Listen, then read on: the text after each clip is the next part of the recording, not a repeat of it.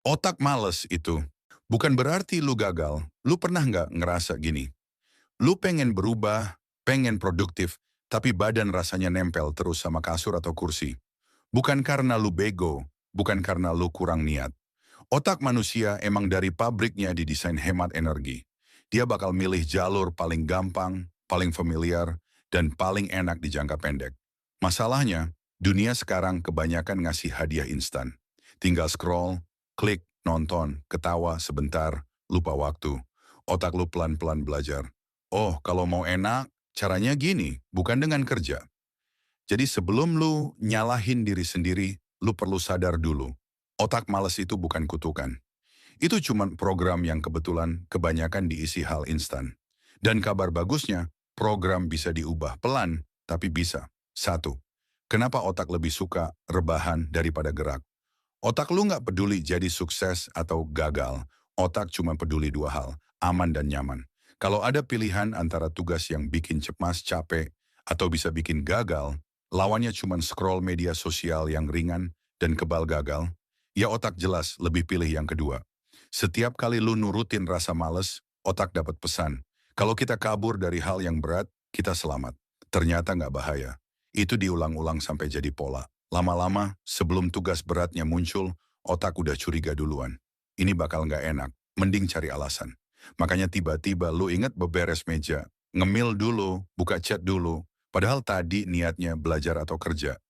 Jadi malas itu sering bukan malas beneran. Itu otak yang lagi berusaha melindungi lu dari rasa nggak nyaman. Caranya salah tapi niatnya baik. Dan itu artinya, lu bisa ngajarin otak cara baru. Dua, lu bukan males, lu cuma belum punya mood kerja. Coba ingat, sebentar. Pasti ada masa di hidup lu, di mana lu bisa fokus tanpa dipaksa. Bisa pas lagi main game, lagi ngobrol sama orang yang lu suka, atau lagi ngulik hal yang bikin penasaran. Artinya otak lu sebenarnya bisa fokus. Dia nggak rusak. Dia cuma belum punya mode kerja yang jelas buat hal-hal penting. Selama ini, kerja atau belajar mungkin identik sama tekanan, dimarahi, dibandingin, atau rasa takut gagal. Wajar kalau otak otomatis nolak. Dia ingat rasa nggak enak itu, lalu milih kabur. Jadi langkah pertama buat berhenti males bukan maksa diri jadi robot yang kuat. Terus, justru kebalikannya, lu perlu bikin hubungan baru antara kerja dan perasaan lu. Kerja bukan lagi hukuman, tapi tempat lu ngebuktiin sesuatu ke diri sendiri, bukan ke orang lain. Trik mulai kecil tapi sadar. Otak males paling benci satu hal, tugas yang kelihatan terlalu besar. Begitu lu bilang ke diri sendiri, hari ini gue harus beresin semuanya. Otak langsung panik. Dia ngerasa beban terlalu berat, jadi dia nyari jalan kabur. Makanya ganti kalimat di kepala lu. Bukan gue harus beres semua, tapi gue cuman mulai sedikit dulu. Bukan pura-pura, tapi beneran niat mulai. Contohnya bukan gue harus belajar satu bab, tapi gue buka buku dan baca sebentar dulu.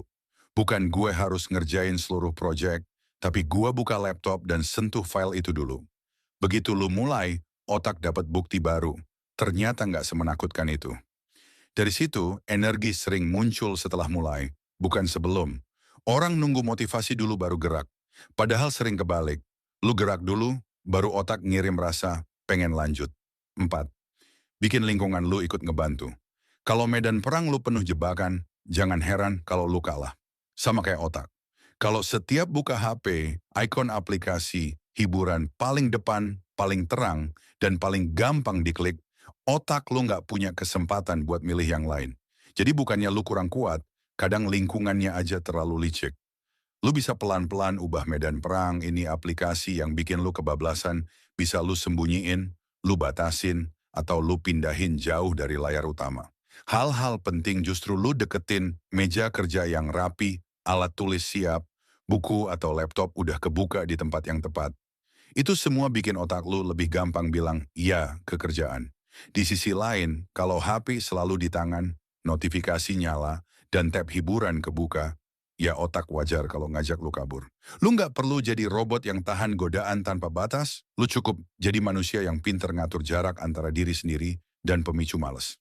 5. Ngasih perintah jelas ke otak. Otak lebih gampang gerak kalau perintahnya jelas. Kalimat gue harus produktif terlalu abstrak.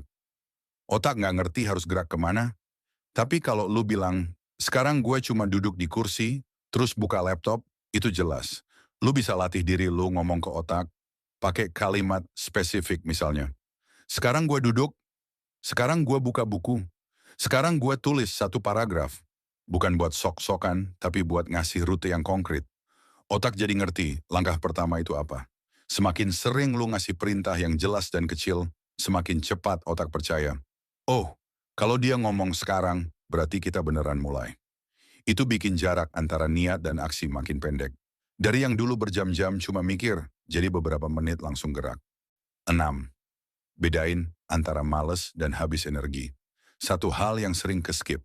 Kadang lu bukan males, lu cuman kosong, kurang tidur, kebanyakan stimulasi, kebanyakan mikir hal yang gak perlu, atau badan kurang gerak. Otak dan tubuh lu kerja bareng. Kalau badan remuk, otak susah diajak fokus. Lu bisa nanya jujur ke diri sendiri. Gue beneran males, atau gue lagi butuh istirahat yang bener? Beda tipis tapi penting. Istirahat yang bener itu bukan kabur ke distraksi tanpa arah. Istirahat yang bener bikin lu kembali punya tenaga. Kadang istirahat sebentar yang berkualitas, tidur cukup, minum air, tarik napas dalam, atau jalan sebentar tanpa HP, jauh lebih efektif daripada maksa diri. Terus sambil otak udah kebul, lu bukan mesin, jadi jangan paksa diri jadi robot. Tapi justru karena lu manusia, lu punya satu hal yang robot gak punya, kesadaran. Lu bisa ngerasain, milih, dan ngerombak ritme hidup lu pelan-pelan. 7. Satu keputusan kecil yang ngerubah arah. Pada akhirnya, otak lu bakal nurut sama pola yang paling sering lu ulang. Kalau pola lamanya adalah kabur tiap kali ada hal berat, ya otak bakal terus ngulang itu. Tapi hari ini, lu bisa mulai pola baru. Bukan pola sempurna, tapi pola gue mulai dulu. Sekecil apapun, lu nggak perlu nunggu jadi orang lain. Nggak perlu nunggu jadi super disiplin. Lu cuma perlu bukti kecil ke diri sendiri, berulang-ulang. Dari situ, pelan-pelan otak berhenti identik sama kata males dan mulai identik sama kata gerak. Jadi habis dengar video ini, pilih satu hal kecil aja yang udah lama lu tunda. Bukan besok, tapi setelah ini. Buka buku itu, tulis satu baris, rapihin satu sudut meja, atau susun rencana sederhana buat hari ini. Kalau lu pengen otak lu berhenti males tanpa harus jadi robot, ya mulai dari sini. Satu langkah kecil yang lu lakuin sekarang. Bukan cuman lu pikirin. Dan kalau lu mau ditemenin terus buat ngerombak cara pikir dan kebiasaan lu, jangan lupa ikutin terus channel ini. Biar algoritma ingat otak lu lagi belajar naik level, bukan cuma cari pelarian.